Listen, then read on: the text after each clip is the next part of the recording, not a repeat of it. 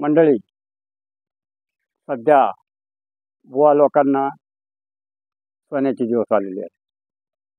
बुवा लोकांसारखी म्हणजे महाराज लोकांसारखी सध्या कोणचीच चालती नाही. राजकारण्यापेक्षा बी आज बुवा मंडळीची जास्त चलती झालेली आहे. म्हणूनच आज महाराज लोकांचं पेव फुटलेलं आहे. कारण महाराज व्हायला कुठली डिग्री लागत नाही, कुठला डिप्लोमा लागत नाही आणि कुठलं जास्त भांडवल लागत नाही. म्हणून आज सर्वकडं महाराज लोकांचा सुळसुळाट आहे. आणि याच्यातसुद्धा म्हणजे महाराज लोकांसुद्धा काही ब्रँचेस आहेत, काही शाखा आहेत. म्हणजे काही पोरं देणार महाराज, तर काही धनसंपदा देणार महाराज, तर काही आरोग्य संपदा देणारे महाराज, असे वेगळ्या वेगळ्या कॅटेगरीचे महाराज लोक आहेत. मला वाटतं की ब्रह्मदेवानं काही महाराज लोकांकडं पोरं द्यायचं काम सोपवलं वाटतं आणि ब्रह्मदेव त्याच्या पत्नीला घेऊन कुठंतरी सहलीला गेला असावा. कारण पोरं देणारे महाराज काही स्वतः या भूमातेवर पैदा झालेले आहे. तुकाराम महाराज म्हणतात, नवसे कन्या पुत्र होती तरी का करणे लागे पती. तर तुकाराम महाराजाला काही समजत नाही. पोरं द्यायचं डिपार्टमेंट याच्याकडंच आहे. आणि याला घुरणारा गट कोणता आहे? जास्तीत जास्त बायात या महाराज लोकांकडे. कारण बाईची जात ही भोळी असती आणि ती लालचीपायी स्वार्थापायी महाराज लोकांकडे जास्त आकर्षित होती. खेदाची गोष्ट असती की महाराज या बायाला पोरं देते आणि ते त्याला पोरं व्हायसाठी MD डॉक्टरची ट्रीटमेंट त्याची चालू राहते आणि ती इकडे बायाला पोरं देते.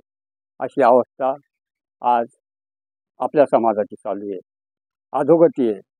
आणि यामधून बायाचंच प्रश्न वाढल्यामुळं त्या घरीदारी काही समजत नाही.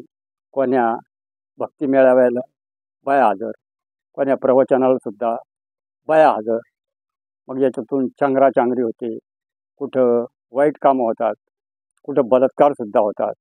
आणि याला कारणीभूत जास्तीत जास्त आपला अडाणी स्वभाव आणि ह्या महाराज लोकांचं फुटलेलं पेव.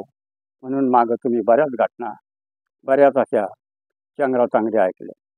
आज महाराज लोकांची तेवढी चालती आहे की ते शक्यतो मांगाल्या घरातच पूजा करतात आणि त्याचे भक्त जास्त करून बायात राहतात.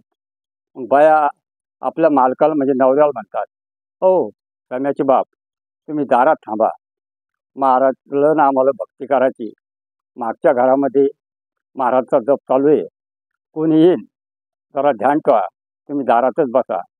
हा बिचारा दारात वॉचमॅनची भूमिका करत असतो.